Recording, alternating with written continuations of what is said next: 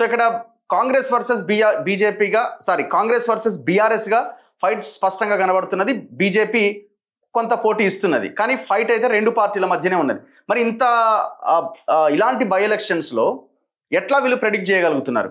ఇదొకటి. మరి ఈ సర్వేలు ఎంతవరకు నిజమవుతాయి? ఇవన్నీ తేలాలంటే ఖచ్చితంగా మనం November 11th దాకా ఆగాల్సిందే. ఇది ప్రీపోల్ సర్వే. ఇప్పుడు ఇంకొక స్ట్రాటజీ సంస్థ జూబ్లీహిల్స్ బై ఎలక్షన్ సర్వేతో మన ముందుకు వచ్చింది. అదే beacon strategic solutions and research అనే సంస్థ ఈ సర్వేని మన తొలి వెలుగు వేదికగా వాళ్ళు బయట పెడుతున్నారు. సో నా ముందు మధు గారు ఉన్నారు, ఆ సంస్థ ఇన్ఛార్జ్ ఓనర్. నమస్తే మధు గారు. యా, సో గతంలో కూడా మనం చాలా ఇంటర్వ్యూస్ చేయడం జరిగింది బీహార్ ఎలక్షన్స్ గురించి, అంతకుముందు హర్యానా, ఢిల్లీ అండ్ తెలంగాణ ఎలక్షన్స్. అప్పటి నుంచి మనం ఫాలో అవుతున్నాం, కంటిన్యూ అవుతా ఉన్నాం. సో తన స్ట్రాటజీ ఏంటి, తన సర్వే సంస్థ ఏ అంచనాతో ఉన్నది, ఏ అంశాలని ఈ సర్వేలో వాళ్ళు ఎంత శాంపిల్ తీసుకున్నారు, ఎట్లా దాన్ని డిసైడ్ చేశారు, ఇవన్నీ మనం డిస్కస్ చేద్దాం. నమస్తే అన్న. నమస్తే. యా, ఈ beacon strategic and solutions and research survey అనే మీ సంస్థ చేసిన ఈ సర్వేలో జూబ్లీహిల్స్ బైపోల్లో ఎవరు ఎడ్జ్లో ఉన్నారు? సో ఎడ్జ్కి వెళ్ళే ముందట లాస్ట్ లో డిస్కస్ చేద్దాము. ఫస్ట్ చెప్పరా మీరు? సరే, ఇంకా వచ్చేసింది. First of all thanks to TDMA Telangana digital media association. ఎందుకంటే మనం September 11th 21st రోజు ఎవరు క్యాండిడేట్ అవుతారని చెప్పేసి అనౌన్స్ చేసినప్పుడు కొంతవరకు కరెక్ట్ గా అయింది. సో అదే రోజు మనం ఏం ప్రామిస్ చేసినామంటే ఈసారి తెలంగాణ డిజిటల్ మీడియా ద్వారా మనం అనౌన్స్ చేస్తాం, ప్రెస్ క్లబ్ ద్వారా కాదని చెప్పేసి. మీ వేదికగా వాళ్ళందరికీ కృతజ్ఞతలు, ఆ బాడీ మొత్తానికి. సో సర్వేలు ఎన్ని వచ్చినా సర్వే ఫలితాలు కరెక్ట్ అయితే కాదా అనేది తర్వాత సంగతి. అసలు యాక్చువల్గా గ్రౌండ్ లో ఏముంది అనేది మనం చెప్పడానికి ప్రయత్నం చేద్దాం. First point. సెకండ్ పాయింట్ ఏంటంటే సోషల్ మీడియా హైప్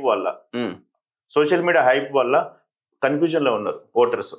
ఎప్పుడైతే ఈ సోషల్ దట్ ఇది బై ఎలక్షన్ కూడా కాబట్టి అసలు ఇటు అటు నరేషన్ చేంజ్ అవుతా ఉంటది. నరేషన్ వీళ్ళు చేంజ్ చేస్తున్నారు తప్ప ఓటర్ స్టాండర్డ్ గా ఉన్నాడు. అవునా? ఓటర్ అనేటోడు ఎప్పుడు కూడా సోషల్ మీడియా హైప్ వల్ల మారుతారు అంటే ఒక 3% మారుతారు.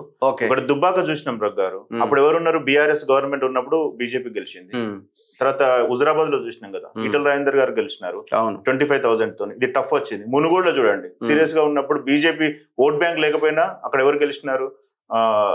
రాజగోపాల్ రెడ్డి గెలిచినారు. బీఆర్ఎస్ గెలిచి రాజగోపాల్ రెడ్డి గారు చాలా టఫ్ ఇచ్చినాడు, 95% ఓటింగ్ అయినా కానీ. సో ఒక్కొక్క ఎలక్షన్ ఒక్కొక్క రకంగా ఉంటుంది. ఇక్కడ జూబ్లీహిల్స్ ఎలక్షన్ అనేది ఒక ప్రత్యేకమైనటువంటి ఎలక్షన్. సింపతి వేవ్ నుంచి వచ్చిన, చనిపోతూ వచ్చిన ఎలక్షన్.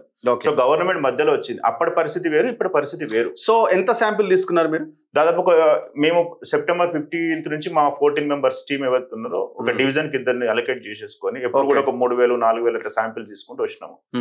ఆ సర్వే అప్పుడు వచ్చినటువంటి ట్రెండ్స్ మార్చుకుంటూ వచ్చినాయి మీరు అన్నట్టు. కానీ బాగా ఒకటేసారి మొత్తం అవతల సైడ్ కు వెళ్లేంత పరిస్థితి రాలే. నవీన్ యాదవ్ గారి క్యాండిడేట్ టికెట్ అనౌన్స్ అయిన తర్వాత కాంగ్రెస్ గ్రాఫ్ పెరిగింది.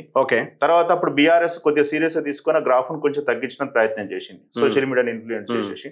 ఆ తర్వాత పోతుంటే ఏమైతుందంటే కొంత ఇంటర్నల్ పాలిటిక్స్ వల్ల కాంగ్రెస్ లో కొద్దిగా గ్రాఫ్ జరిగింది, సోషల్ మీడియా హైప్ వల్ల మళ్ళీ కొంచెం పెరిగింది. సో ఇట్లా ఈ మధ్యలో బీజేపీ ఏమైనా ప్రభావం చూపెడుతుందని మేము ప్రయత్నం చేసినాం. కానీ బీజేపీ ఎప్పుడు కూడా క్యాండిడేట్ లేట్ చేసింది, క్యాండిడేట్ పెద్ద కాంపిటీషన్ లేదు అక్కడ. ప్లస్ అక్కడ దాని వల్ల స్లోగా అట్లే స్టేబుల్ అయిపోయింది. ఇంకా బీజేపీ గ్రాఫ్. ఇప్పుడు మీరు ఏం చెప్పదలుచు, ఇదే మీరు చెప్పిందే జరుగుతుంది అని చెప్తారా, లేకపోతే చెప్పలేము ఇంకొక 5 రోజుల సమయం ఉంది, ఇంకా 5 రోజులలో ఏం చేస్తే అంటే ఏం జరగవచ్చు అనేది చెప్తాను. ప్రెసెంట్ కండిషన్ ఈ రోజు వరకు ఎంత % ఉందో చెప్పగలను. అయితే ఇప్పుడు బై ఎలక్షన్ అనగానే హోరాహోరీ ఫైట్ ఉంటుంది, అన్ని పార్టీలు బలంగా ఫోకస్ చేస్తాయి. ఇప్పుడు ఇంకా సోషల్ మీడియా ప్రభావము, పోల్ మేనేజ్మెంట్ లో లిక్కరు, పైసలు ఇవన్నీ ప్రభావం చూపిస్తాయి ఖచ్చితంగా. సో ఇప్పుడు మనం ఒక నిర్ణయానికి రాగలుగుతారా ఓటర్ అన్నది చాలా పెద్ద క్వశ్చన్ మార్క్. అంటే అంటే మీరు సర్వే చేసిన నాటికి ఓటర్ డిసైడ్ అయిపోయింది అని అనుకోవచ్చా? అంటే మేము ఎట్లా ఉంటుంది డ్రగ్ గారు, అందుకని ఇక్కడ మేము రీసెర్చ్ అని పేరు పెట్టినాం. వచ్చే 5 days లో కూడా ఏం ఫ్యాక్టర్స్ ఉంటే ఏ ఫ్యాక్టర్ కి ఎంత ఓటర్ టర్న్ అవుట్ అవుతారని మాకు క్లియర్ గా ఉంది. అంటే మేము అంత పచ్చిగా మనం మాట్లాడుకోవద్దు కానీ ఫ్యాక్ట్. మనం హుజరాబాద్ లో చూసినప్పుడు ఒక పార్టీ 6,500 ఇచ్చింది 60% పీపుల్ కు, ఇంకొక పార్టీ 80% మెంబర్ కు 1,500 ఇచ్చింది. అప్పుడు ఎలాంటి ఫలితం వచ్చింది అంటే డబ్బులు అనేటువంటివి ఒక 4 to 5% వరకే మేనేజ్ చేయగలుగుతాయి తప్ప ఎంటైర్ ఓటర్ యొక్క మూడును తీసేయలేవు. కాబట్టి ఆ 4 to 5% వీళ్ళు పంచుతారు వాళ్ళు పంచుతారు, వీళ్ళు ఎంత పంచుతారు వాళ్ళు ఎంత పంచుతారు అనేది కూడా ఓటర్కి తెలుసు. అంటే వాళ్ళంత ఎక్స్పెక్టేషన్స్ లో ఎలక్షన్స్ అట్లా అయిపోయినాయి, బెట్టింగ్ స్థాయికి వెళ్ళిపోయినాయి. వందల కోట్ల బెట్టింగ్ నడుస్తుంది ఇప్పుడు, అట్లా డబ్బులు పంచడం జరుగుతుంది. అంటే ఇది ఒక డిఫరెంట్ డైనమిక్స్ గేమ్ కాబట్టి డెఫినెట్ గా మీ యాంగిల్ లను చూసి ఇంకొక 1 వీక్ ప్రిడిక్షన్ కూడా తీసుకునే. ఇప్పుడు ఫైట్ అయితే Congress versus BRS, BJP third place. So edge ఎవరికి ఉంటుంది అన్నది మనం లాస్ట్ లో చూద్దాం. ఇప్పుడు మనం ఫస్ట్ అనాలిసిస్ ఏంటి, ఇది Jubilee Hills bypoll election 2025 exclusive ground level analysis report, strategic blueprint for right steps Jubilee Hills మంత్ర. So Jubilee Hills by election సంబంధించిన ఒక రీసెర్చ్ అనాలిసిస్ చూస్తే ఒకసారి మీరే చెప్పండి. సో ఇది ఏంటంటే ఒక 7 days ర్యాపిడ్ 360 వ్యూస్ లో ఇన్వెస్టిగేషన్ చేసి అన్ని పొలిటికల్ పార్టీస్ ను మేము ఏం చేసినామంటే ఇక్కడ రగ్గారు అదంతా అయిపోయింది శాంపిల్స్. ఇప్పుడు ఇక్కడ సునీత గారు, నవీన్ యాదవ్ గారు వీళ్ళ మీద లేదు, ఇక్కడ ఎవరైతే బూత్ ఇన్ఛార్జీలు ఎమ్మెల్యేలుగా ఉన్నారో టీఆర్ఎస్ సైడ్ నా ఇక్కడ వాళ్ళ పర్ఫార్మెన్స్ మేము చూసినాం. అంటే వాళ్ళు డెడికేట్ గా పనిచేస్తున్నారా అంటే ఇప్పుడు వీళ్ళ పర్ఫార్మెన్స్ తో ఓట్లు ఎక్సెప్ట్ నవీన్ యాదవ్ వరకు ఒక 15,000-20,000 ఓట్ బ్యాంక్ ఉంది, అది ఎక్సెప్షనల్ కేసు, అది తీసేయండి. వీళ్ళది ఇప్పుడు సునీత గారిది కంప్లీట్ బీఆర్ఎస్ పార్టీ నడిపిస్తుంది వ్యవస్థ. ఇది కూడా ఈయన కొంత ఉన్నప్పటికి కూడా బీఆర్ఎస్ పార్టీ సపోర్ట్ చేయట్లేదు. ఇట్లా తీసుకుంటే మేము ఏం చేసినామంటే ఇట్లా రిపోర్ట్ వస్తలేదు, రిజల్ట్ వస్తలేదని బీఆర్ఎస్ ఇన్ఛార్జ్ల మీద తర్వాత కాంగ్రెస్ ఇన్ఛార్జ్ల మీద అసలు ఎంతవరకు డీటెయిల్ గా పనిచేస్తున్న మీద ఫోకస్ పెట్టినాం. అప్పుడు మాకు కొంత ఫలితం అనేది కరెక్ట్ గా క్యాలిక్యులేట్ చేయగలం. సో నెగటివ్స్ అండ్ పాజిటివ్సా? Negatives. So green colour positives, red colour negatives. So positives ఏంటి, నవీన్ యాదవ్ కి Yadava community votes, sympathy on multiple times contest in Jubilee Hills, అంటే ఎక్కువ సార్లు ఆయన పోటీ చేసి ఓడిపోవడం. MIM and minority vote bank ఉండడం ఒకటి పాజిటివ్ పాయింట్. హైలీ ఎడ్యుకేటెడ్ కావడం ఒక positive point. Mass and young voters లో ఆయన ప్రభావం ఉండడం ఒక positive point. Energetic and local feeling ఒకటి, స్థానికుడు కాబట్టి ఒక ఫీలింగ్ ఉన్నది. రూలింగ్ గవర్నమెంట్ అధికార పార్టీలో ఉన్నాడు. బీసీ ఓట్ పోలరైజేషన్ అన్నది ఒక పాజిటివ్ పాయింట్. రీసెంట్ డెవలప్మెంట్స్ మరి ఏమున్నాయి మీరే చెప్పాలి. రీసెంట్ డెవలప్మెంట్స్ అంటే ఈ ఎలక్షన్ వచ్చేటప్పుడు గత 3 నెలల క్రితం నుంచి కొన్ని ప్రోగ్రామ్స్ అంటే రోడ్లు బస్తీలలో ఇనాగ్రేషన్ చేసి వదిలిపెట్టినారు, కుటుంబ మిషన్లు. అంటే అది పూర్తిగా ఎలక్షన్ కోసమే చేసినారు కానీ అంత తీసుకునే వాళ్ళు కూడా అంటే మాకు రోడ్ వేస్తే ఓటేస్తే అదేలేండి. ఇప్పుడు డబ్బు కొంత రోడ్లు వాటికి కూడా ఖర్చు పెట్టినట్టున్నారు కదా, 150 కోట్లు. Aggressive campaigning. నెగిటివ్ పాయింట్స్ ఏంటి, గవర్నమెంట్ యాంటీ ఇన్కంబెన్సీ, ఇది ఖచ్చితంగా ఉన్నది కనబడుతున్నది. ఇంటర్నల్ అంటే వ్యతిరేకత, ప్రభుత్వం మీద ఉన్న వ్యతిరేకత. ఇంటర్నల్ పార్టీ పాలిటిక్స్, కాంగ్రెస్ కదా అది ఉండాల్సింది. Fathers history rumours surrounding cadre profiles అట.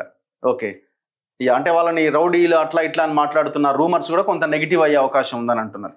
ఇదేంటి సరౌండింగ్, అదే మీరు చెప్పిన అంటే ఇంటర్నేషనల్ రౌడీస్ క్లిప్పింగ్స్ అవి కూడా కొద్దిగా నెగిటివిటీగా, అంటే అది ఉందా లేదా అనేది మాకు అనాలిసిస్ అవసరం లేదు. అది ఇంపాక్ట్ ఉందా లేదా అంటే కొంతవరకు ఇంపాక్ట్ ఉందా. ఓకే, అంటే ఆ క్లిప్పింగ్స్ వచ్చినప్పుడు ఎవరో ఫ్రెండ్ కలుస్తారు, ఆ ఫ్రెండ్ వచ్చినప్పుడు షేక్ హ్యాండ్ ఇస్తారా, ఫోటో, అంటే that is the politics of the game అంతే. సో సునీత గోపీనాథ్ గారికి సింపతి ఓట్ బ్యాంక్, సానుభూతి, భర్త చనిపోయింది కాబట్టి ఆమె పోటీ చేస్తున్నది.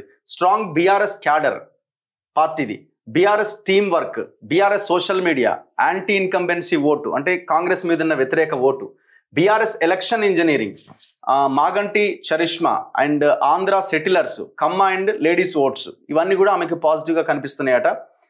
నెగిటివ్ ఏంటంటే lack of political knowledge and local issues, ఆమెకి బేసిక్గా తెలియకపోవడం, అంటే లోకల్ ఇష్యూస్ మీద అండ్ పొలిటికల్ నాలెడ్జ్ పెద్దగా లేకపోవడం. లెస్ కార్పొరేటర్స్, ఇప్పుడు అక్కడ కార్పొరేటర్స్ అందరు కూడా కాంగ్రెస్ లో జాయిన్ అయినారు. సిఎన్ రెడ్డి గారు కానీ వాళ్ళు, తర్వాత పసీద్దీన్ కానీ, అంటే బీఆర్ఎస్ లో గెలిచిన వాళ్ళు, బీఆర్ఎస్ గెలిచిన వాళ్ళు ఇక్కడికి వచ్చేసి గోపీనాథ్ గారు లేకపోయేసరికి ఒక పెద్ద లీడర్ లేకపోవడం వల్ల వీళ్ళు క్యాడర్ ని నమ్ముకునే పరిస్థితికి వచ్చేసి. Upper caste Kamma BC vote bank, dependency on local cadre, ఇవన్నీ కూడా మనకి నెగిటివ్ పాయింట్స్ గా ఉన్నాయి. నెక్స్ట్ దీపక్ రెడ్డి విషయానికి వస్తే BJP candidate, Hindu vote bank positive point, contested last time, పోయినసారి పోటీ చేసిండు. BJP urban out reach, urban లో కొంత గట్టిగా ఉంటారు వీళ్ళు. సెంట్రల్ మినిస్టర్స్ పార్లమెంట్ ఏరియా, ఎవరు కిషన్ రెడ్డి ఏరియా కాబట్టి ఆయన ఎంపీ అక్కడ, దట్టు ఆయన మినిస్టర్ కూడా. కాంగ్రెస్ గవర్నమెంట్ యాంటీ ఇన్కంబెన్సీ కూడా మరి ఇటు స్ప్లిట్ అయితే అటు స్ప్లిట్ అయితే రెండు పర్ఫార్మెన్స్ మీద ఉంటుంది. Okay, TDP and Janasena vote bank, so రెండు పార్టీలు ఆయనకు సపోర్ట్ చేస్తున్నాయి. GHMC election strength. Okay, next negative points వస్తే limited ground cadre, high minority vote bank, ఎక్కువ మంది మైనారిటీలు ఉన్నారు అక్కడ, వీళ్ళకి ఓట్ వేయరు. అప్పర్ క్యాస్ట్ కావడం ఒక నెగిటివ్. వీక్ ఇన్ క్యాంపెయిన్లో వీక్ ఉన్నారట. ఓట్ ట్రాన్స్ఫర్ ఫియర్ టు బీఆర్ఎస్కి ఓట్ షిఫ్ట్ అవుద్దేమన్న భయం ఉందట. Internal politics in BJP, not having a proper agenda, అంటే ఎలక్షన్ ఎందుకు పోతున్నాం, ఏం చేస్తాం అనేటువంటి ఎజెండా ప్రజలకి చెప్పట్లేదు. చెప్పలేదు. ఇవన్నీ పాజిటివ్ అండ్ నెగటివ్స్. నెగటివ్. దీని మీదనే మనకి ఇప్పుడు ఎన్నికల ఫలితం అనేది వస్తుంది. ఫస్ట్ దీన్ని స్టడీ చేస్తే మనకు నెక్స్ట్ ఏం వస్తుంది, అది ఎంతవరకు ఇంపాక్ట్ చూపెడుతుంది అనేది తెలుస్తుంది. ఓకే.